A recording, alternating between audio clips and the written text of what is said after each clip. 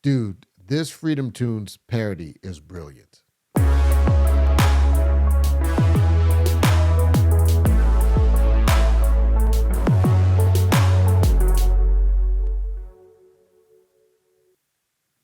Hello, good people. It is Todd Shannon, data scientist, social commentator, getter of buckets. And, dude, I got to tell you, I just watched this Freedom Toons parody. I like Freedom Toons. I don't know if you ever watch their stuff, but I often find it humorous.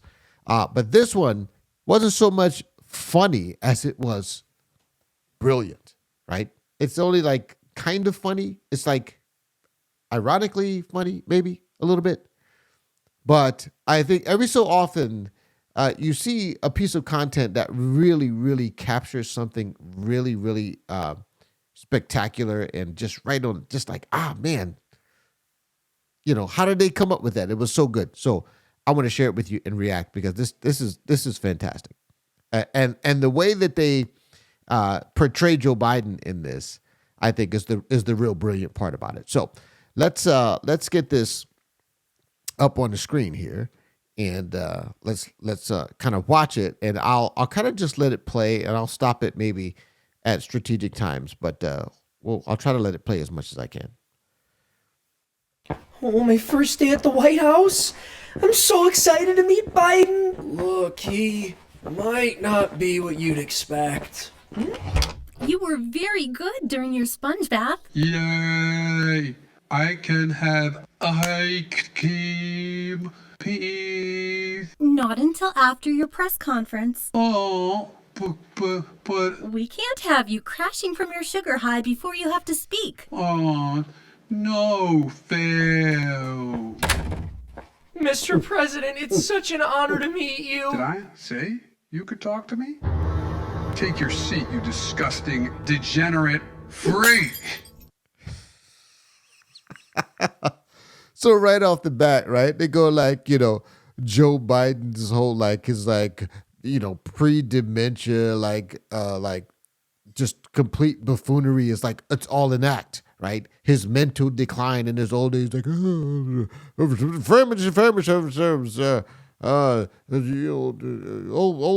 popcorn pop, he's a bad man. My head, my legs, my hair, my legs is, whatever, you know the thing. It's all an act.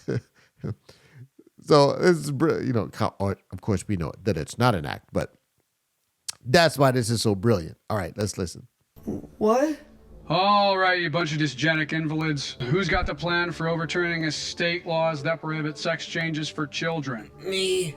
We should be able to have it legalized in the next few weeks. Incredible. You look exactly as disgusting as I thought you would. I also have the report on spreading abortion rights. Brilliant. You'll never procreate. Why should anyone else? Mr. President, you seem different from... The senile old coot you see on television? Sorry to disappoint you, sodomite, but you've got to give the people what they want. And the American people don't want a leader. They want a distant, incompetent sunsetter. Because vegetables don't judge you. They let you carry on indulging in your filthy ways.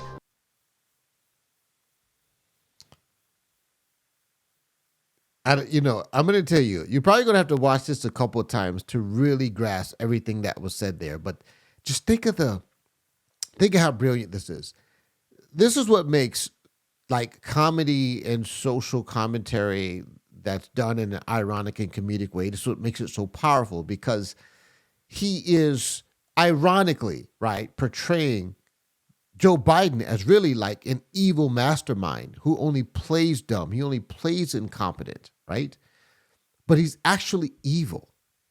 He's actually quite evil. And if you think about it, this is exactly what what a truly evil person would do. They would intentionally introduce things into the populace that were destructive. That's what an evil person would do. We often think of evil people as people who are something different from what we would typically think. We don't think of these evil people necessarily intentionally doing things that are evil. They're doing evil things, but they tend to think that it's good, right? And I think that an actually purely evil person wouldn't be their description, right? As you heard the saying often, don't ascribe to malice what could be ascribed to stupidity, right? So some people are just stupid. They don't know what they're doing is destructive. But a truly, truly evil person would know that it was wrong and they would do it anyway, right? So that's what's so brilliant about this portrayal of this evil mastermind, Joe Biden. And okay, so let's listen.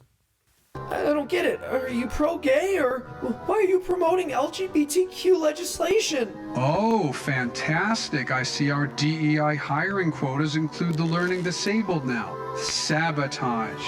Can you say it with me? Sab-o-tage. Sabotage? Good job.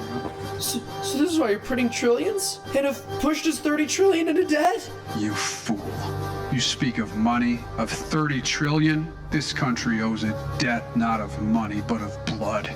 We have angered God, and the wage of that sin is the inevitable death that awaits us. And I've come to collect that debt, not by my own hand, but by theirs, by encouraging them to continue to roll around in the filth of their own sin, to bring closer to their house the wrath of a God who is owed justice.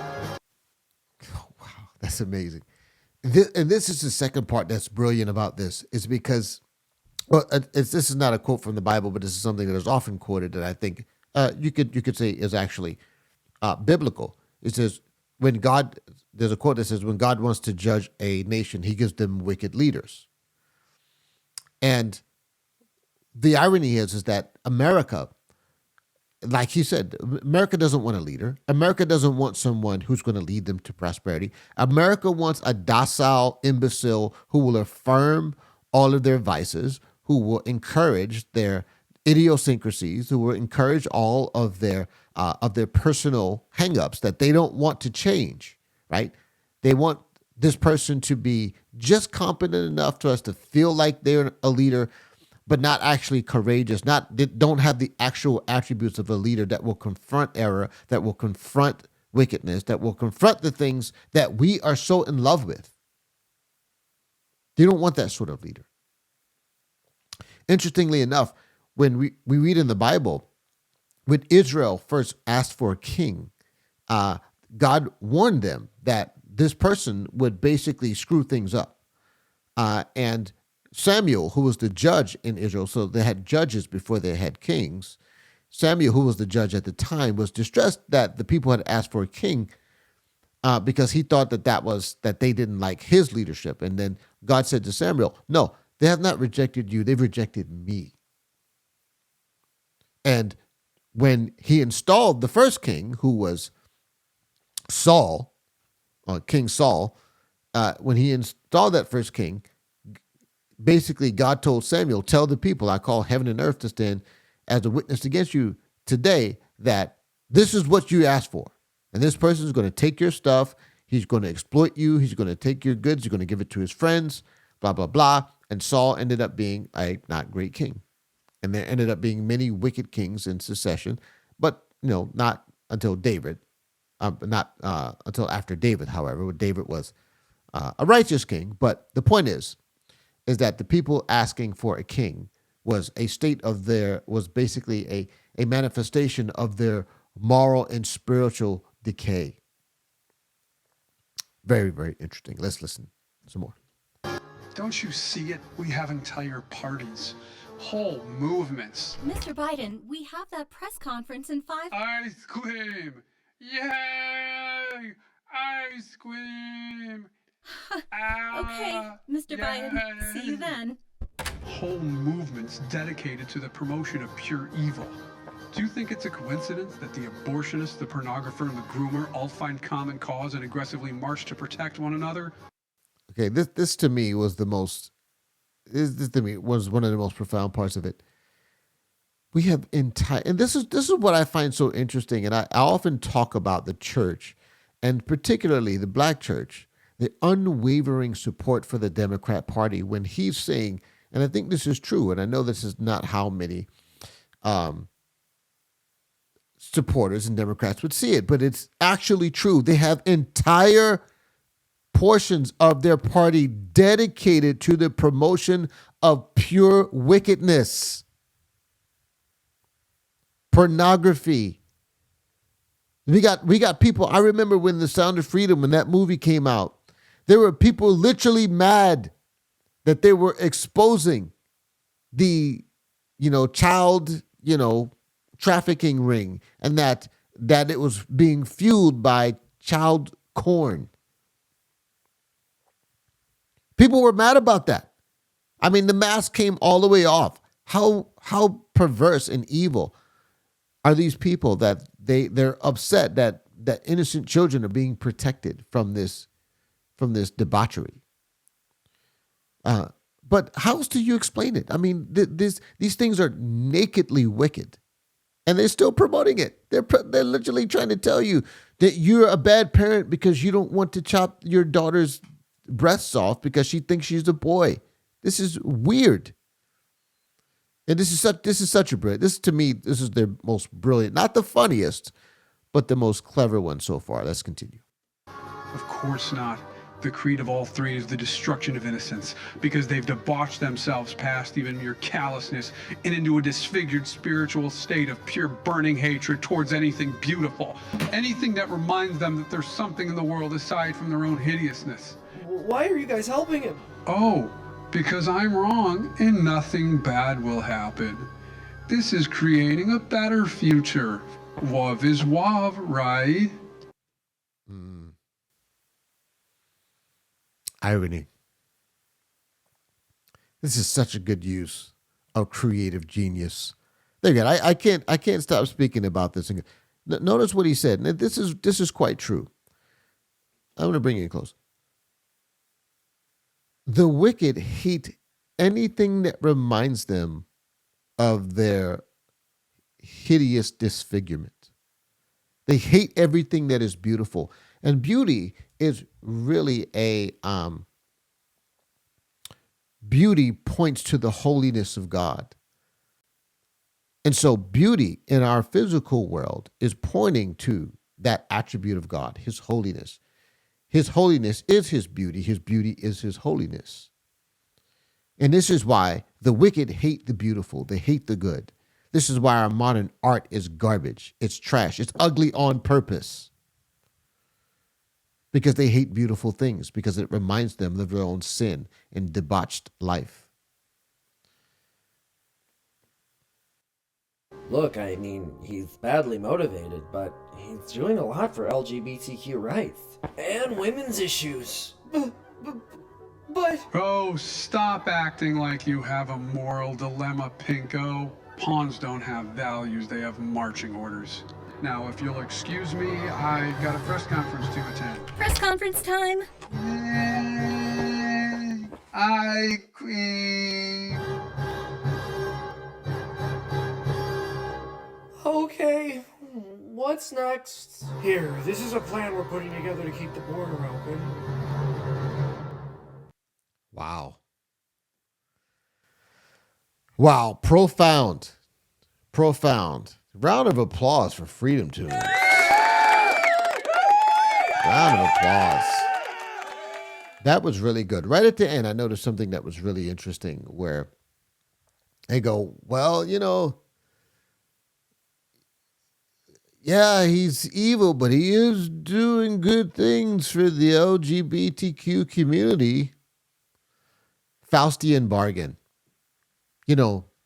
Some time ago, black people did the same thing, a similar thing, when they basically hitched themselves to the Democrat Party during the New Deal. The Democrat Party was openly and nakedly racist. They hated blacks. They were opposed to black equal rights and progress, but they needed the black vote. So they promised black people a bunch of benefits, and black people held their nose and voted for the Democrat Party, and we've been in the pocket of the Democrat Party ever since. It was the Faustian bargain. And now we still find ourselves being controlled by them and their narratives and their never-ending promise of benefits and so-called promise for black people that they never actually deliver on.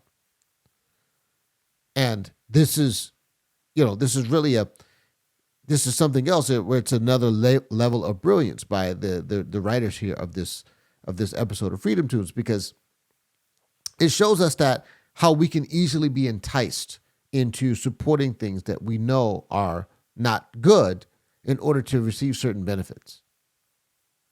Now, some people might say, well, isn't that what you guys are doing with President Trump? I would say, absolutely not. Well, I think a more appropriate thing that we're doing is that we're saying President Trump is not our pastor.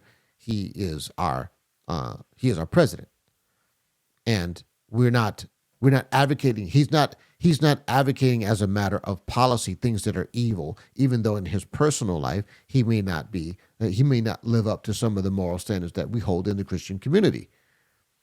Now, if President Trump wanted to make it as a matter of policy, if he wanted to encourage some of the things that he has done in his personal life as a matter of policy, that would be a completely different thing. And so I think it's important to make that distinction. But I thought this was a brilliant episode. Let me know what you think, friends. Put a comment down in the comments. If you're new to this content, just know that more brilliance and goodness is on the way. So make sure you like, share, and subscribe. Particularly, please subscribe and make sure you hit that notification bell.